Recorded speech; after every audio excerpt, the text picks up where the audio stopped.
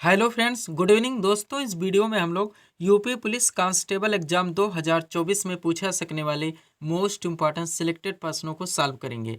दोस्तों, ये सारे क्वेश्चंस हमारे आपके एग्जाम में पूछे जाने वाले प्रश्नों के सभी टॉपिक्स, प्रश्नों के लेवल व प्रश्नों के टेंस, इसके अलावा दोस्तों आपके प्रीवियस ईयर एग्जाम्स में पूछे गए प्रश्नों को पूरी तरह से एनालाइज करके बनाया गया एक मोस्ट इंपॉर्टेंट वीडियो है। तो दोस्तों, आप लोग इन्हें कॉन्सेंट्रेट होकर सॉल्व करें। क्वेश्चंस कम सॉल्व होने पर पुनः प्रश्नों का रिवीजन करें ताकि यूपी पुलिस कांस्टेबल के रिटन एग्जाम में आप लोग अच्छे से अच्छा स्कोर कर सकें। तो चलिए दोस्तों, ज़्यादा समय न लेते हुए हम लोग इन सभी मोस्ट इंपॉर्टेंट प्रश्नों को सॉल्व करना शुरू करते हैं।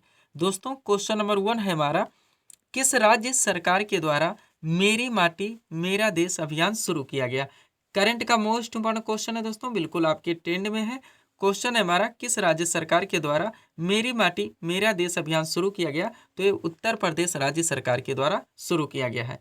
अब दोस्तों, यूपी करंट से हमारा क्वेश्चन आया हुआ है, तो इस टॉपिक से जितने क्वेश्चंस बनते हैं अधिकांश प्रश्नों को हम लोग यहीं पे कवर करेंगे। यही हमारे प्रिपरेशन की स्ट्रेटजी होगी दोस्तों, कि जिस भी टॉपिक्स को हम लोग उठाएंगे उस टॉपिक्स के अधिकांश प्रश्नों को वहीं पे पूरे एक्स्ट्रा फैक्ट के साथ कवर करेंगे। ध्यान दीजिएगा दोस्तों, सारे क्वेश्चन सिलेक्टेड रखे गए हैं। पहला क्वेश्चन है हमारा, 2023 में उत्तर प्रदेश के कितने उत्पादों को जीआई टैग दिया गया। करंट का मोस्ट ऑन क्वेश्चन है, बारीकी से ध्यान दीजिएगा दोस्तों, सारे क्वेश्चन सिलेक्टेड हैं। क्वेश्चन है 2023 में उत्तर प्रदेश के कितने उत्पादों को जीआई टैग दिया गया। तो टोटल 7 उत्पादों को जीआई टैग दिया गया है। अब वो कौन कौन से हैं ध्यान दीजिएगा आप लोग। सबसे पहले दोस्तों अमरोहा का ढोलक है, उसके बाद महोबा का गौरा पत्थर हस्तशिल्प है, मैनपुरी का तारकशी है, संभल का दोस्तों हैंडक्राफ्ट है, बागपत का होम फर्निशिंग है, बाराबंकी का हैंडलूम प्रोडक्ट है और दोस्तों कालपी का हैंडमेड पेपर है। सातों याद रखेंगे पूरी तरह से, कैसे भी क्वेश्चन घुमा के दे आ सकते हैं। ये कूट में दे आ सकता है कि मिलाने के लिए आ जाएगा आपके दोस्तों, एनालाइज करने के लिए यानी नहीं बताने में भी दिया सकता है कि निम्न में से किस प्रोडक्ट को ये कहाँ का है और इसे जीआई टैग नहीं दिया गया है।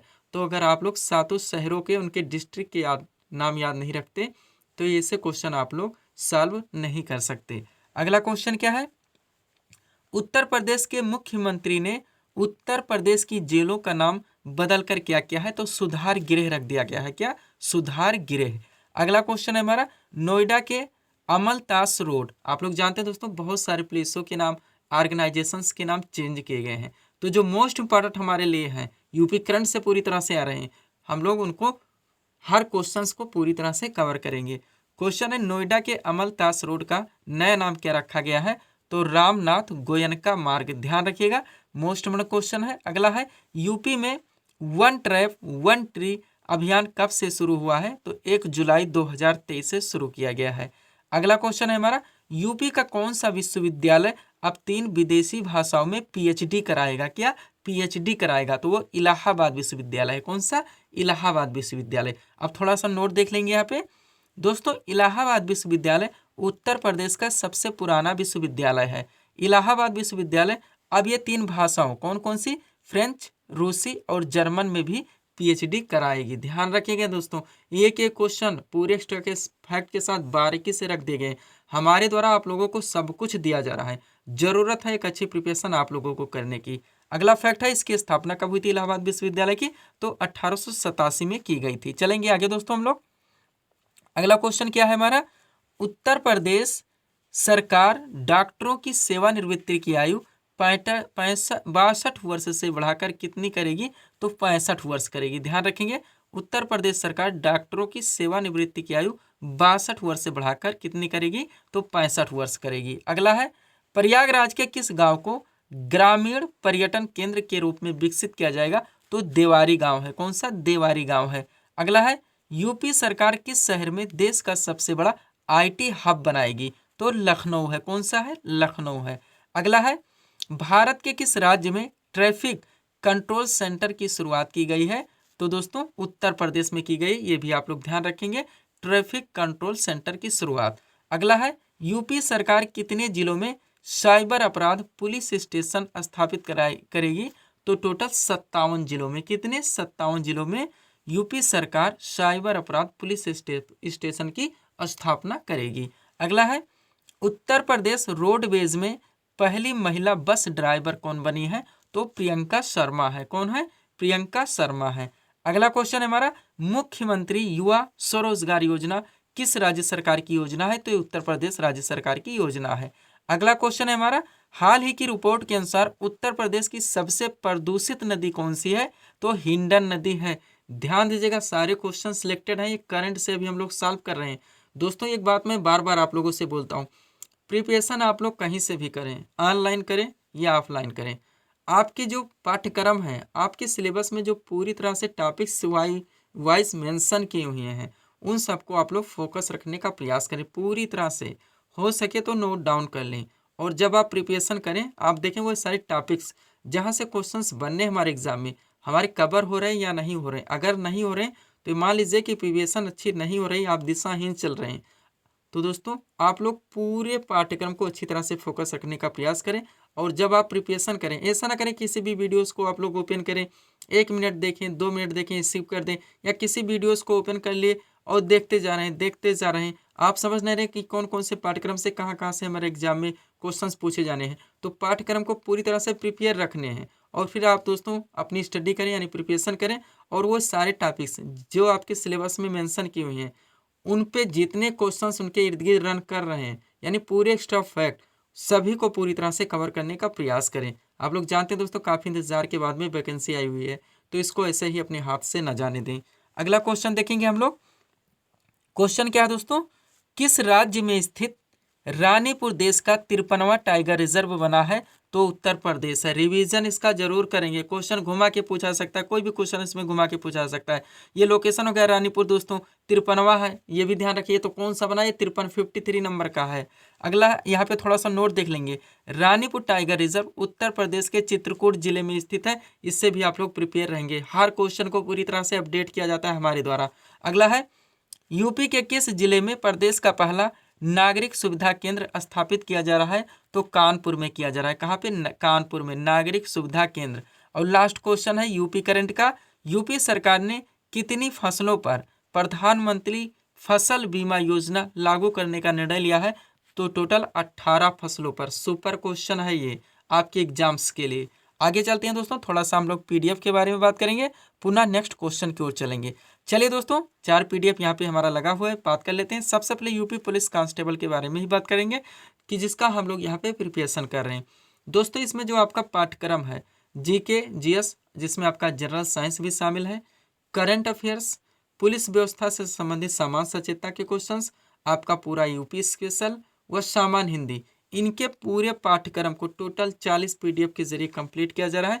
पेड फीस 100 रुपीज़ रखी गई है, और व्हाट्सअप नंबर आप लोगों के सामने है, जहाँ पे आप लोग मैसेज कर पीडीएफ ले सकते हैं, या फिर पीडीएफ के बारे में जानकारी लेने के लिए आप इस पर डायरेक्टली कॉल करके बात भी कर सकते हैं। ध्यान दीजिएगा, इसमें इतना दमखम लगा दिया गया है दोस्तों पीडीएफ में कि कम से कम समय में बिना इधर उधर भटके आपके प्रिपरेशन अच्छे ढंग से दोस्तों क्लियर हो जाती है। सारे क्वेश्चंस हर ट्रेंड से डाले गए हैं, क्वेश्चंस को बारीकी से दोस्तों उनके सारे फैक्ट को कवर किया गया है, और हर ट्रेंड से दोस्तों क्वेश्चंस को रिवाइज भी करने का प्रयास किया गया है, ताकि एक समग्र अध्ययन दोस्तों आप लोगों का कम से कम समय में हो सके। एग्जाम के समय में आ रहा है दोस्तों, पूरी तरह से अपडेटेड पीडीएफ है। चलते हैं दोस्तों नेक्स्ट क्वेश्चन की ओर। बाकी हमारा एसएससी जीडी का भी लगा हुआ है, बिहार एसएससी का भी लगा हुआ है, और यूपीपीएससी आरओ के 2023 जो पीटी का एग्जाम है, सामान्य अध्ययन और सामान्य हिंदी, इनका भी दोस्तों पीडीएफ लगा हुआ है। अगर आप इनके कंपटीटर हैं तो ले सकते हैं। चलते हैं नेक्स्ट क्वेश्चन की ओर। अगला क्वेश्चन हमारा कहाँ से आ रहा है दोस्तों, ध्यान देंगे आप लोग। डेसिबल किसे नापने के लिए प्रयोग में लाया जाता है? करेक्ट आंसर होगा वातावरण में ध्वनि, यानी कि हमारा जनरल साइंस से क्वेश्चन आया हुआ है। तो अब इस टॉपिक से जितने क्वेश्चंस बनते हैं, अधिकांश प्रश्नों को हम लोग यहाँ पे कवर करेंगे। क्वेश्चन देख लिया हम लोगों ने, उनका आंसर दे दिया है। अब फिजिक्स, केमिस्ट्री और बायो, यानी पूरे सामान्य विज्ञान के जो दोस्तों बार बार इसमें क्वेश्चन डाले गए हैं, कि जो बार बार आपके सभी वनडे एग्जाम्स में पूछे जाते हैं, हाईलाइटेड क्वेश्चंस हैं। क्वेश्चंस के जो ट्रेंड है यानी लेवल है, इजी टू मॉडरेट रखे गए हैं। बाद में जो मॉडरेट क्वेश्चन है उनको डाल दिया जाएगा, तो इजी टू मॉडरेट आपके सारे क्वेश्चंस कवर हो जाएंगे। ध्यान दीजिएगा, चलते हैं हम लोग सॉल्व करना इनको शुरू करते हैं। पहला क्वेश्चन क्या है, खाद्य ऊर्जा को हम किस इकाई में माप सकते हैं? करेक्ट आंसर होगा कैलोरी में। किसमें? कैलोरी में। नेक्स्ट है, विद्युत धारा की इकाई क्या है? करेक्ट आंसर होगा एम्पियर। क्या होता है? एम्पियर होता है। नेक्स्ट है प्रकाश वर्ष किसकी इकाई है? तो ये दूरी की इकाई है। अगला क्वेश्चन है हमारा, न्यूटन का प्रथम नियम कौन सा है? तो जड़त्व का नियम है। कौन सा? जड़त्व का नियम। अगला है, यदि हम भूमध्य रेखा से ध्रुव की ओर जाते हैं तो जी का मान यानी कि गुरुत्वाकर्षण का मान क्या होता है? बढ़ता जाता है, यानी कि बढ़ता, जैसे जैसे आप दोस्तों भूमध्य रेखा से ध्रुव की ओर बढ़ेंगे, आप जो गुरुत्वाकर्षण का मान है वो बढ़ता चला जाएगा। अगला है, गुरुत्वाकर्षण के सार्वभौमिक नियम का प्रतिपादन किसने किया था? तो न्यूटन के द्वारा किया गया था। आप सभी लोग जानते होंगे, यहाँ पे रिवीजन हो गया है।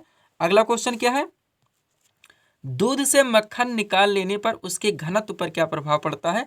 तो दूध का घनत्व घटता है। नेक्स्ट, एक अश्व शक्ति कितने वाट के बराबर होता है? तो 746 वाट यानी 746 वाट के बराबर होता है। नेक्स्ट है, परमाणु शक्ति संयंत्र किस सिद्धांत पर कार्य करता है या काम करता है? तो विखंडन की प्रक्रिया पर एक काम करता है। नेक्स्ट है, पृथ्वी की आयु का आकलन किया जाता है तो यूरेनियम डेटिंग पद्धति से। और इसी से मिलता जुलता अगला क्वेश्चन है, रेडियो कार्बन डेटिंग से किसका निर्धारण होता है? तो इसे जीवाश्म की आयु, यानी कि जो रेडियो कार्बन डेटिंग है दोस्तों, उसे जीवाश्म की आयु का पता लगाया जाता है। और पृथ्वी की आयु का पता दोस्तों यूरेनियम डेटिंग पद्धति से लगाया जाता है। दोनों ध्यान रखेंगे, अलग अलग क्वेश्चन है, कंफ्यूज नहीं होंगे। नेक्स्ट है, कौन सा पदार्थ नाभिकीय रिएक्टर में मंदक का काम करता है? तो भारी जल है। अगला, मानव शरीर में पाचन का अधिकांश भाग किस अंग में संपन्न होता है? तो छोटी आंत में। नेक्स्ट, पेट में भोजन को पचाने के लिए किसकी खास आवश्यकता होती है? तो एंजाइम की। अगला है, पित्त किसके द्वारा पैदा किया जाता है? तो यकृत के द्वारा। नेक्स्ट क्वेश्चन है, पाचन क्रिया में प्रोटीन किस पदार्थ में बदल जाते हैं? तो एमिनो अम्ल में बदल जाते हैं। किसमें? एमिनो अम्ल में बदल जाते हैं। अगला क्वेश्चन देखेंगे क्या है दोस्तों हमारा, क्वेश्चन देखेंगे आप लोग, रक्त में लाल रंग किसके कारण होता है? तो हीमोग्लोबिन के कारण होता है। क्वेश्चन डायरेक्टली पूछा जाता है, हीमोग्लोबिन में होता है या क्या पाया जाता है? तो लोहा पाया जाता है, ध्यान रखेंगे। अगला है, शरीर में हीमोग्लोबिन का कार्य है तो ऑक्सीजन का परिवहन, यानी कि ऑक्सीजन ले जाना या फिर ऑक्सीजन का परिवहन करना। अगला है, लाल रक्त कणिकाएं यानी कि आरबीसी, रेड ब्लड सेल्स, कहाँ उत्पन्न होते हैं? तो अस्थि मज्जा में। नेक्स्ट है, सोयाबीन में प्रोटीन का प्रतिशत होता है तो लगभग 42% होता है। अगला है, हृदय की धड़कन को नियंत्रित करने के लिए कौन सा खनिज आवश्यक है? तो पोटेशियम है। क्या है? पोटेशियम है। अब ये क्वेश्चन हम आप लोगों को कमेंट के लिए देंगे दोस्तों, पेस मेकर का संबंध किससे, ये आप लोग बताएंगे कमेंट करके। और कमेंट जरूर कीजिए, जुड़ने का प्रयास कीजिए। ऐसा ना करें कहीं कुछ से देख लिया, कहीं कुछ देख लिया, आप स्किप कर दिए, ऐसा कर दिए, वैसा कर दिया, आप कहीं से पढ़ रहे, क्या पढ़ रहे हैं समझ में नहीं आ रहा क्या पढ़ रहे हैं, और आप दोस्तों अपने समय को देते चले जा रहे हैं। आप जुड़ने का प्रयास कीजिए, सारे टॉपिक्स को अच्छी तरह से कवर कीजिए, एक अच्छी स्ट्रेटजी रखिए, सारे टॉपिक्स पर पूरी तरह से फोकस कीजिए। मोस्ट बड़ा क्वेश्चंस पे कमेंट बोला जाता है। कमेंट करने से होता क्या है, क्वेश्चंस को आप लोग याद करते हैं, याद नहीं होता तो सर्च करते हैं, सर्च करने के बाद में कमेंट में डालते हैं, फिर कमेंट करते हैं। ऐसा करने से ऐसे क्वेश्चन से भी आप लोग ज़्यादा से ज़्यादा दिनों तक प्रिपेयर रहते हैं, तो इसमें आप ही का बेनिफिट है। अगला क्या है, विटामिन सी का रासायनिक नाम क्या है? करेक्ट आंसर होगा स्कॉर्बिक अम्ल, हाईलाइटेड क्वेश्चन है। नेक्स्ट, मनुष्य की लाल रक्त कणिकाओं का जीवन काल कितना होता है? 120 दिन, बार बार पूछा गया है।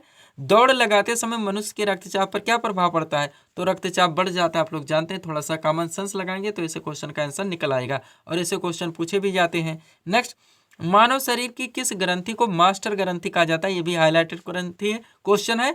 तो दोस्तों वो पीयूष ग्रंथि है। कौन सी? पीयूष ग्रंथि, जिसे कि मास्टर ग्रंथि के नाम से भी जाना जाता है। बार बार पूछा गया, वन एग्जाम का फेवरेट क्वेश्चन है ये। आगे चलते हम लोग, अगला क्वेश्चन क्या रखा गया दोस्तों, ध्यान देंगे, पॉलिटी से क्वेश्चन आ गया है। क्वेश्चन रखा गया है, भारत के महान न्यायाधीश की नियुक्ति किस अनुच्छेद के अंतर्गत की जाती है? तो अनुच्छेद 76 के अंतर्गत। हाईलाइटेड क्वेश्चन ये भी है, अभी दिल्ली पुलिस कांस्टेबल ही हुआ। एक बार भारत का प्रथम विधि कौन होता? तो महान न्यायाधीश। एक बार आर्टिकल 7 से 8 बार पूछे गए हैं, आप उठा के क्वेश्चन देख सकते हैं। अब चलिए दोस्तों, इसमें भी क्वेश्चन का जो लेवल है लगभग इजी टू मॉडरेट या मॉडरेट भी कह सकते हैं। सारे क्वेश्चन सिलेक्टेड हैं, आप देख सकते हैं दोस्तों। और जो हर वनडे एग्जाम्स में पॉलिटी से क्वेश्चंस पूछे जाते हैं उन सबको पूरी तरह से कवर कर लिया गया है। जरूरत है अब आप लोगों को एक अच्छी प्रिपरेशन करने की। दोस्तों चलिए शुरू करते हैं हम लोग। क्वेश्चन क्या है पहला, भारतीय संविधान के किस अनुच्छेद में कल्याणकारी राज्य की अवधारणा निहित है? तो अनुच्छेद 39 है। कौन सा? 39 है। बारीकी से समझने का प्रयास कीजिएगा।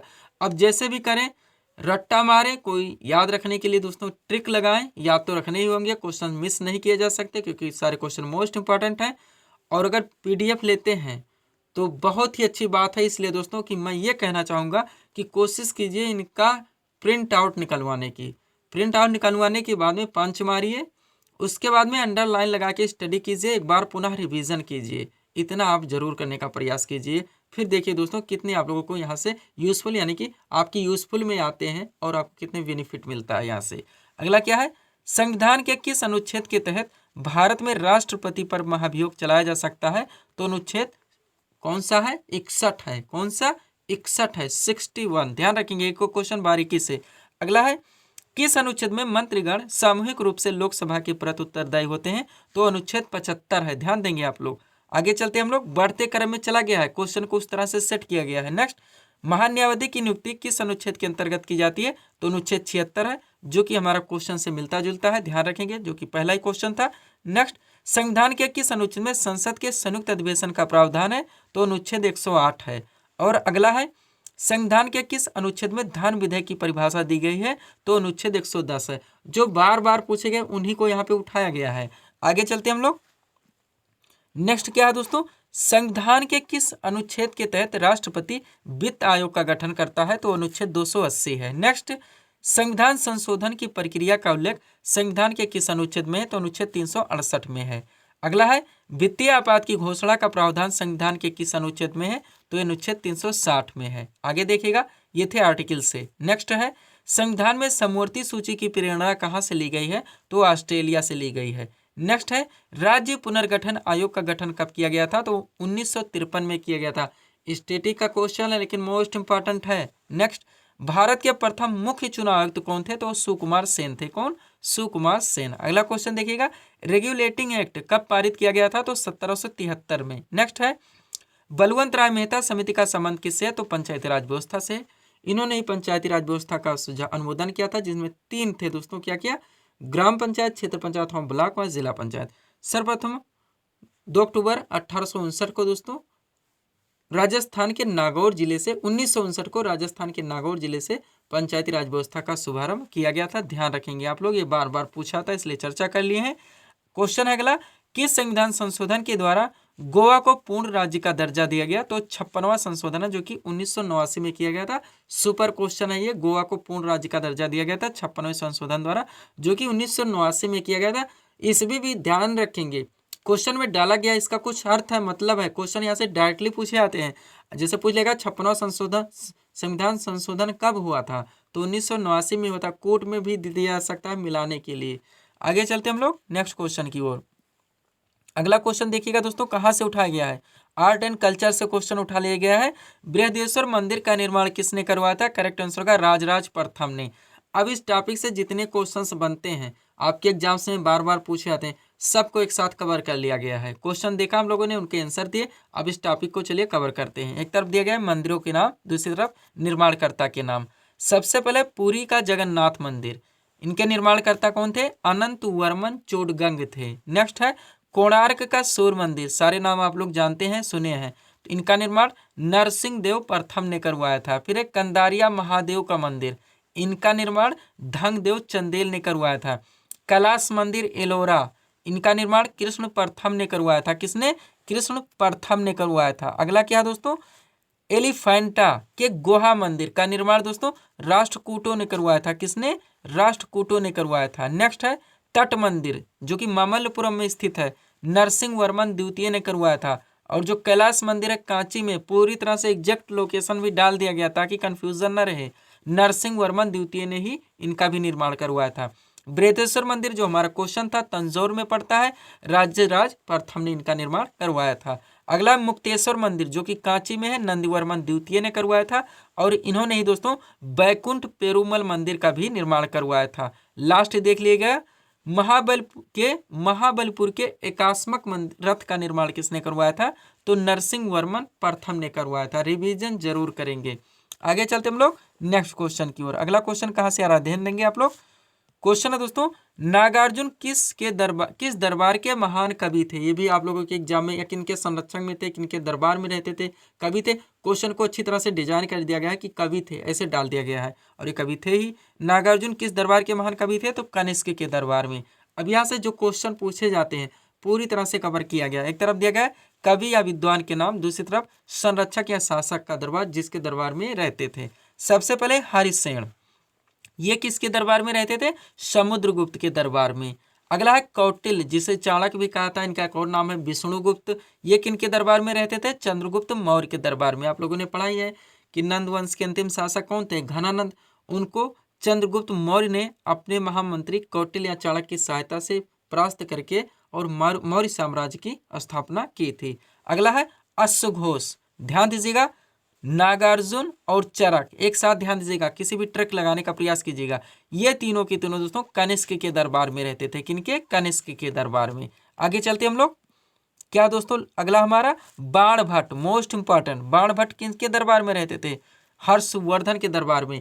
इसी के द्वारा दोस्तों हर्षचरित लिखी गई थी। किनके द्वारा? बाणभट्ट के द्वारा। बार बार पूछा जाता है क्योंकि ये हर्षवर्धन के दरबार में रहते थे, इनके ऊपर लिख डाली क्या? हर्षचरित।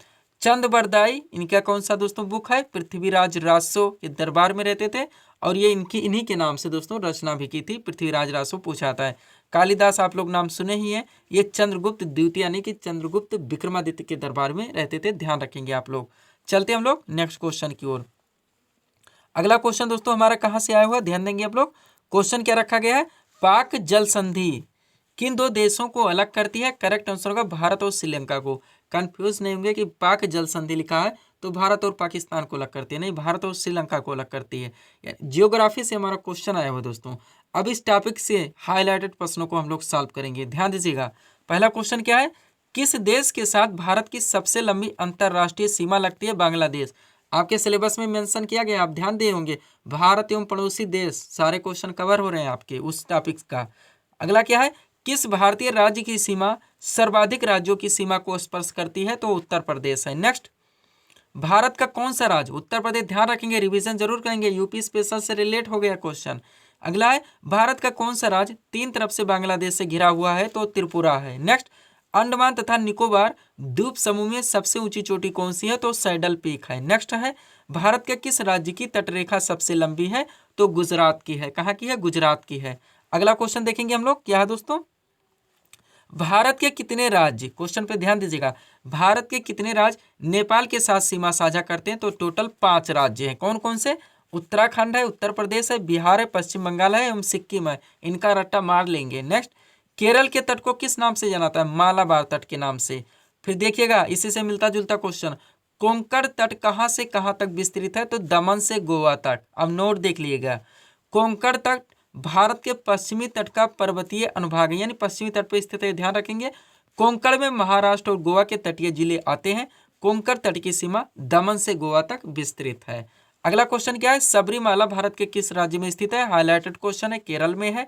लोकटक झील भारत के किस राज्य में स्थित है? मणिपुर में है। और कार्डमम पहाड़ी कहाँ स्थित है? केरल में। तीनों सुपर क्वेश्चन है। आगे चलते हम लोग, नेक्स्ट क्या है दोस्तों? हिमालय पर्वत श्रृंखला, क्वेश्चन पे ध्यान दीजिएगा। हिमालय पर्वत श्रृंखला किस प्रकार की पर्वत श्रेणी में आता है?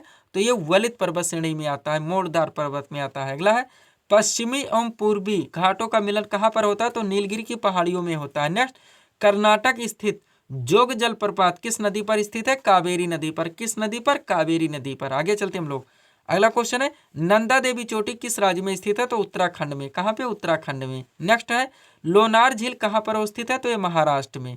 अगला देखिएगा भागीरथी और अलकनंदा के संगम पर स्थित नगर है, तो देवप्रयाग है। कौन सा है? देवप्रयाग है। चलते हैं नेक्स्ट क्वेश्चन की ओर। क्वेश्चन कहाँ से आ रहा है दोस्तों? हिंदी से आ गया है, देखेंगे आप लोग। क्वेश्चन रखा गया है प्रोत्साहित का सही विलोम शब्द होगा तो हतोत्साहित होगा, यानी विलोम से उठाया गया है। क्वेश्चन देखिए हम लोगों ने उनका आंसर दिया। अब इस टॉपिक के जो हाईलाइटेड वर्ड हैं उनको हम लोग पूरी तरह से कवर करेंगे, ध्यान देंगे। 2 बातें यहाँ पे कहना चाहूँगा। पहली बात यह दोस्तों, मैं बार बार बोलता हूँ, हिंदी के क्वेश्चन आप लोग जब भी सॉल्व करेंगे स्पेलिंग मिस्टेक यानी वर्तनी पर खास फोकस रखने का प्रयास करेंगे एग्जाम में, क्योंकि समय का दबाव वहाँ पे रहता ही है। वर्तनी को लोग नहीं ध्यान देते, क्वेश्चन तुरंत देखे, आंसर की आगे बढ़ दिए, बाद में पता चलता है कि वर्तनी के कारण हमारे बहुत सारे क्वेश्चन गलत हो गए। तो आप लोग दोस्तों क्वेश्चंस को पूरा देखें, सत्य बताने, असत्य बताने, सही बताने, गलत बताने, ये हाईलाइटेड शब्द नहीं होता। और क्वेश्चन के लास्ट में दिया आता है निम्न में से कौन सा कथन सत्य नहीं है, नहीं लास्ट में दिया आता है। अभी सत्य नहीं देखते, बस क्वेश्चन थोड़ा सा देखे आंसर कर दिए। तो क्वेश्चन पूरा पढ़ें उसके बाद चारों ऑप्शन अच्छे से सही चेक करें, एग्जैक्ट अपना ऑप्शन चुनें और आंसर दें। चलते हैं, शुरू करते हैं। एक तरफ दिया गया शब्द, फिर विलोम शब्द, फिर शब्द, फिर विलोम शब्द। ये पूरी तरह से आपके दोस्तों पीडीएफ में अपडेट कर दिया गया है। अब चलिए शुरू करते हैं हम लोग। सबसे पहले मृदुल। मृदुल का क्या होता है विलोम? कठोर होता है। अब दूसरी बात ध्यान देंगे, इनको पलट देंगे। कठोर का विलोम पूछा जाए तो मृदुल होगा। दोनों तरफ से ध्यान रखेंगे, इसलिए पीडीएफ मोस्ट इंपॉर्टेंट हो जाता है, क्योंकि अंडरलाइन लगा के उसमें पढ़ने का मौका मिल जाता है। अब चलिए अगला क्या है? मेधावी। पलट दीजिए, इसका विलोम मूर्ख हो जाएगा। पलट दीजिए, मूर्ख का विलोम मेधावी हो जाएगा। अब चलिए एक साथ शुरू करते हैं। महायोगी का विलोम महाभोगी होगा। मनसा का विलोम कर्मणा होगा। महत्वपूर्ण विलोम का विलोम गौड़ होगा। मधुर का विलोम कटु होगा। आगे चलते हम लोग। अगला क्या है दोस्तों? मधुर का विलोम कटु होगा। यहाँ तक हमारा हो चुका है। नेक्स्ट है मिलन का विलोम वियोग होगा। मूक का विलोम वाचाल होगा। मित्र का विलोम शत्रु होगा। मलिन का विलोम निर्मल होगा। भोगी का विलोम योगी होगा। भेद का विलोम अभेद होगा। पश्चिगामी का विलोम अग्रगामी होगा। प्रयोग का विलोम अप्रयोग होगा। उत्तरायण का विलोम दक्षिणायन होगा। उदयचल का विलोम अस्ताचल होगा। आगे चलते हम लोग। उदयचल का विलोम क्या होगा? अस्ताचल होगा। यहाँ तक हमारा हो चुका है। नेक्स्ट है पूर्वकालीन का विलोम उत्तरकालीन होगा। पक्षपात का विलोम निष्पक्ष होगा। अग्नि का विलोम जल होगा। ध्यान रखेंगे, अग्नि का क्या होगा? जल होगा। अवज्ञा का विलोम आज्ञा पालन होगा। आविर्भाव का विलोम तिरोभाव होगा। आवाहन का विलोम विसर्जन होगा। यथार्थ का विलोम कल्पित होगा। उन्मूलन का विलोम रोपण होगा। आदान का विलोम प्रदान होगा। अमावस्या का विलोम पूर्णिमा होगा। क्या? पूर्णिमा। नेक्स्ट है अधोलिखित का विलोम उपरिलिखित होगा। अभिसरण का विलोम अपसरण होगा। क्या होगा? अपसरण होगा। अगला क्या दोस्तों हमारा? अतिवृष्टि। हाईलाइटेड शब्द आप लोग जानते हैं। अतिवृष्टि का विलोम अनावृष्टि होगा। केवल वर्तनी मिस्टेक ध्यान रखने हैं, बाकी आप लोगों को आता होगा कि अतिवृष्टि का अनावृष्टि होता है। नेक्स्ट शोषक का विलोम पोषक होगा। क्षमा का विलोम दंड होगा। क्षणिक का विलोम शाश्वत होगा। हताश का विलोम आशावान होगा। सहमत का विलोम असहमत होगा। शिखर का विलोम तल होगा। शक्तिमान का विलोम आसक्तिहीन होगा। फिर शासक का विलोम शासित होगा। और शारीरिक का विलोम क्या होगा? मानसिक होगा। क्या होगा? मानसिक होगा। तो ये थे दोस्तों इस सीरीज के टॉप एमसीक्यूज के प्रश्न, जिनको यहाँ पे हम लोगों ने सॉल्व किए हैं। उम्मीद है दोस्तों आप सभी लोगों ने सॉल्व किए होंगे और देखे होंगे कि यहाँ से आपके कितने प्रश्न सही हो रहे हैं। तो दोस्तों इसी तरह के वीडियोस के लिए आप हमारे स्टडी चैनल शिव कृपा क्लासेस से जुड़े चैनल को सब्सक्राइब करें, ताकि हमारे द्वारा दिए जाने वाले सभी वीडियोस आप क्रम से सबसे पहले देख सकें। तो मिलते हैं दोस्तों हम नेक्स्ट वीडियोस में। Thanks for watching.